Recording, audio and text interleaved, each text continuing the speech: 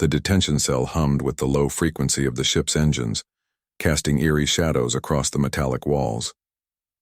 Captain Vera of the Galactic Enforcement Division stood before the reinforced barrier, studying the human prisoner within. His name was Marcus, according to the files, though such information seemed trivial now.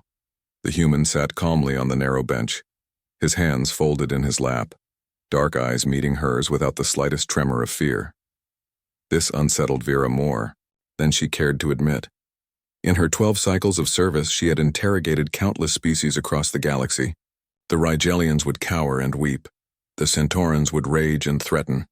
The Vegan traders would attempt to bargain their way to freedom. But humans, they were different.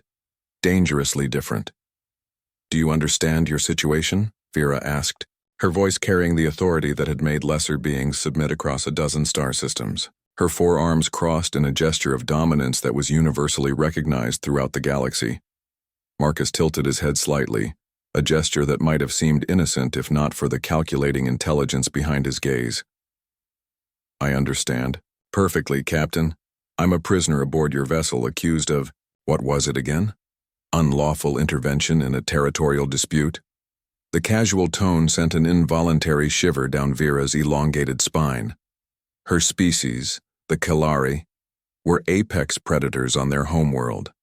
Their ancestors had ruled through fear and strength for millennia. Yet this soft pink creature showed no deference, no recognition of her superiority. "You destroyed an entire hegemony fleet," Vera hissed, her secondary mandibles clicking in agitation. 17 ships. Over 3,000 souls. And you speak of it as if it were a minor inconvenience. Marcus shrugged, the movement fluid and unconcerned. They were attacking a civilian convoy, women and children from the outer rim colonies trying to evacuate before the war reached them. What would you have had me do? Follow protocol. Report to the nearest enforcement station. Allow proper authorities to handle the situation. A smile played at the corners of Marcus's mouth, and Vera felt her blood temperature drop several degrees. Human expressions were difficult to read, but that particular curve of lips had appeared in too many reports from the frontier worlds. It never preceded anything good. By the time your proper authorities arrived, those families would have been floating in vacuum, Marcus said quietly. I had a choice to make. I made it. Vera activated the holographic display, showing the aftermath of the engagement. Debris fields stretched across space, the twisted remains of hegemony warships scattered like broken toys. At the center of the destruction sat a single, unmarked human vessel, no larger than a Kalari patrol craft. 1 ship against 17, she said, studying his reaction. The tactical analysis suggests impossible odds. Our best simulations show a 0.03% chance of survival, much less victory. Your simulations don't account for human nature, Marcus replied. Enlighten me. Marcus leaned forward slightly, and despite herself, Vera took a step back. The human's eyes had changed, becoming harder, more focused.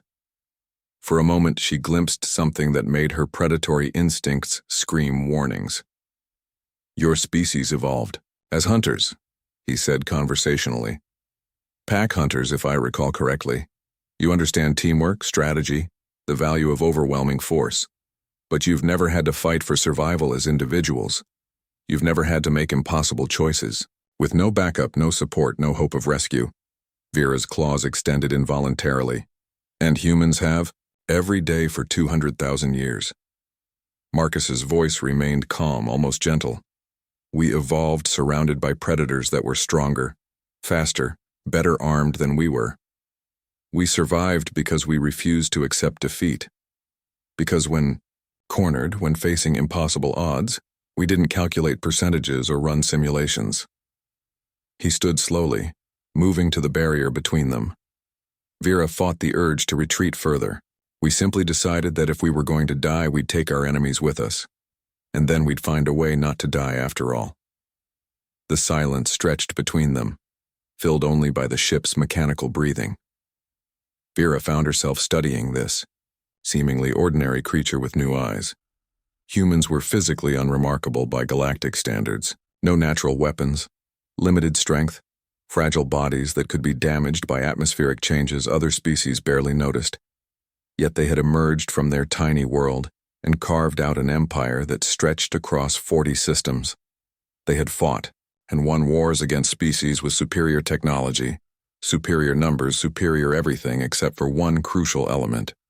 They simply refused to quit.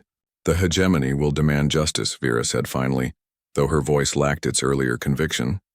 The hegemony can file a complaint with the Terran Colonial Authority, Marcus replied, though I suspect they'll be too busy dealing with the humanitarian aid convoys we're sending to replace their invasion fleets. Vera's back shivered as the implications sank in.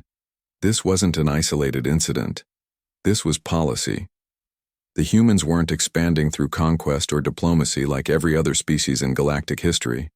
They were expanding through an inexplicable combination of stubborn compassion and terrifying competence. "Why aren't you afraid, human?" she whispered, the question escaping before she could stop it. Marcus met her gaze one final time, and his smile was almost gentle. "Because fear is just another problem to solve, Captain. And humans are very good at solving problems."